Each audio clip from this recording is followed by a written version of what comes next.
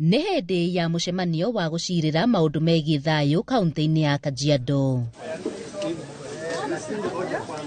Nĩ mũcemanio ũterebetwo nĩ minista wa ũgitĩri Kipchumba Murkomen kũrĩa ateteire maobitha borithi kumana na ũrĩa mang'ethanĩire na arũrũngani a rika rĩa Gen Z magĩtetia thirikari.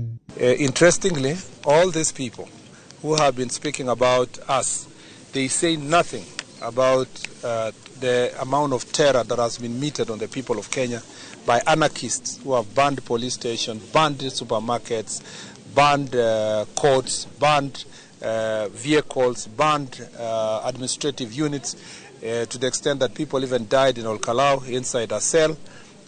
They only find it interesting to mention my name and for those security officers that we work with them. Murkomen augĩte borithi matioragire kana kũguraria mũndũ ona ũmwe hĩndĩ ya mĩrũrũngano ĩyo.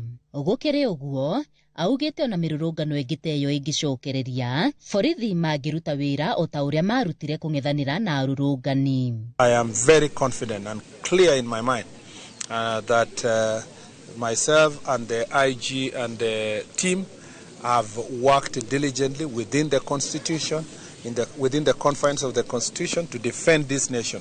And given another chance like that, we will do the same to make sure that this country is safe. Mĩario ya Murkomen ĩroka rĩrĩ magana ma andũ marahonia nguraro cia rithathi na mbara ya borithi iria matũngirio hĩndĩ ya mĩrũrũngano, na makĩria ma andũ 120 nĩ moragirwo na rithathi nĩ borithi hĩndĩ ya mĩrũrũngano, kũringana na riboti cia komishoni ya kĩbũrũri ya kũhũranĩra ihoto cia ũmũndũ. Those of us who are in the security sector, our decision is between life and death. It's about existence of a country or failure for a country to exist. And we will not allow our country to become an experimental place for anarchists to want to subvert the constitution, to want to meet terror on the people of Kenya and to get away with it just because some people want to scare us with ICC. Please scare somebody else, not the people who know the law.